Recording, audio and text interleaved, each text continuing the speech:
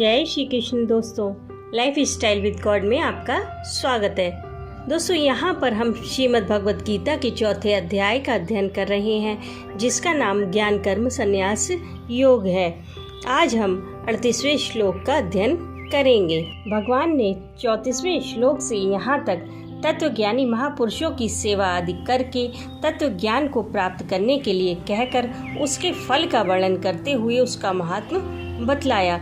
इस पर यह जिज्ञासा होती है कि यह तत्व ज्ञान ज्ञानी महापुरुषों से श्रवण करके विधि पूर्वक मनन और निधिध्यासन ज्ञान योग के साधनों द्वारा ही प्राप्त किया जा सकता है या इसकी प्राप्ति का कोई दूसरा मार्ग भी है। इस पर अगले श्लोक में भगवान पुनः उस ज्ञान की महिमा को प्रकट करते हुए कर्म योग के द्वारा भी वही ज्ञान अपने आप प्राप्त होने की बात कहते हैं। नहि ज्ञानेन सदृश्यम पवित्रमिहि विद्यते तत्स्वयं योग संसिद्धा काले नात्मनि विन्दति। चौथे अध्याय के 38वें श्लोक में भगवान श्री कृष्ण अर्जुन से कहते हैं कि इस संसार में ज्ञान के समान पवित्र करने वाला निसंदेह कुछ भी नहीं है। उस ज्ञान को कितने ही काल से कर्म योग के द्वारा शुद्ध अंतःकरण हुआ मनुष्य अपने आप ही आत्मा में पा लेता है। इस संसार में ज्ञान के समान पवित्र करने वाला निसंदेह कुछ भी नहीं है। इस कथन से भगवान ने यह भाव दिखलाया है कि इस जगत में यज्ञ, दान, तप, सेवा, पूजा, व्रत, उपवास, प्राणायाम, संयम और जप, ध्यान आदि जितने भी साधन हैं और गंगा, यमुना, त्रिवेणी आदि जितने भी तीर्थ मनुष्यों के पापों का नाश करके उसे पवित्र करने वाले हैं, उनमें से कोई भी इस यथार्थ ज्ञान की बराबरी नहीं कर सकता, क्योंकि वे सब इस तत्व ज्ञान के साधन हैं और यह ज्ञान उन सब का फल है। और उस ज्ञान को जान लेने के बाद इससे मनुष्य परमात्मा के यथार्थ स्वरूप को भलीभांति जान लेता है और उस ज्ञान को जान लेने के बाद उसमें झूठ, कपट, चोरी, चकारी आदि पापों का, राग, द्वेष, हर्ष, शोक, अहमता, ममता आदि समस्त विकारों का और अज्ञान का सर्वथा अभाव हो जाने से वह परम पवित्र बन जाता है। उसके मन, इंद्रिय और शरीर भी अत्यंत पवित्र हो जाते हैं और इसी कारण श्रद्धा पूर्वक उस महापुरुष का दर्शन, स्पर्श, बंधन, चिंतन आदि करने वाले तथा उसके साथ वार्तालाप करने वाले दूसरे मनुष्य भी पवित्र हो जाते हैं। इसलिए संसार में परमात्मा के तत्व ज्ञान के समान पवित्र वस्तु दूसरी कुछ भी नहीं है, क्योंकि सबसे बढ़कर पवित्र करने वाला ज्ञान ही है।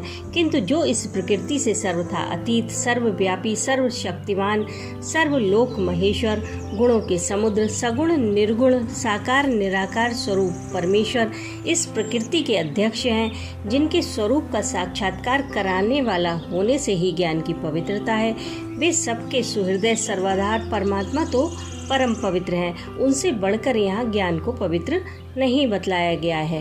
यानी कि परमात्मा के स्वरूप का साक्षात्कार कराने वाला होने से ज्ञान को पवित्र बतलाया गया है, लेकिन परमात्मा को उससे भी ज्यादा पवित्र कहा गया है, क्योंकि परमात्मा के समान ही दूसरा कोई नहीं है, तब उनसे बढ़कर कैसे हो सकता है।